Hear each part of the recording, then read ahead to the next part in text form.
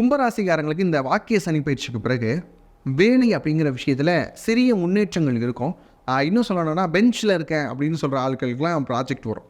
அதனால் அந்த பெஞ்சில் இருந்த விஷயத்துலேருந்து கொஞ்ச நாள் சேலரி வருவதற்கான வாய்ப்புகள் இருக்குது. யார்கிட்டையும் அதிகமாக பகச்சிக்காதீங்க. மேனேஜர் மாதிரியாக உயர் பதவிகளில் இருக்கக்கூடியவங்ககிட்ட வாக்குவாதம் பண்ணாதீங்க. இன்னொன்று உங்களுடைய ஒர்க் கல்ச்சர் அப்படின்னு ஒன்று இருக்கும் இல்லையா, எப்படி வேலை பார்க்குறீங்க அப்படிங்கிற விஷயம், அதை மற்றவங்ககிட்ட பகிர்ந்துக்காதீங்க.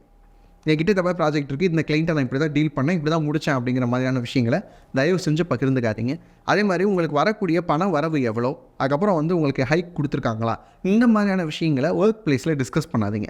இதெல்லாம் இருந்தாலே அடுத்தடுத்த கட்டங்களில் முயற்சி இருக்கும்.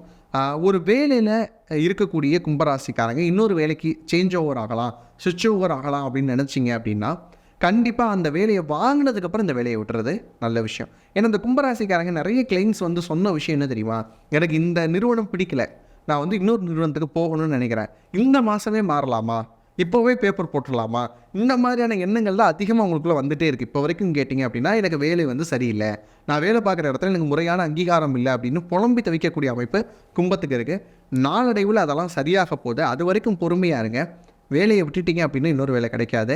என்னை கேட்டால் ஒரு கவிதையை ரொம்ப அழகாக சொல்லுவாங்க, வேலை இருக்கக்கூடியவனுடைய திங்கட்கிழமையை விட வேலை இல்லாதவனுடைய திங்கட்கிழமை அப்படிங்கிறது கொடுமையானது அப்படின்னு சொல்லுவாங்க. திடீர்னு பார்த்தா ஃபயர் அண்ட் சேஃப்டி நான் படிக்கலாம்னு நினைக்கிறேன். ரெண்டுக்கும் சுத்தமாக சம்மந்தம் இல்லை.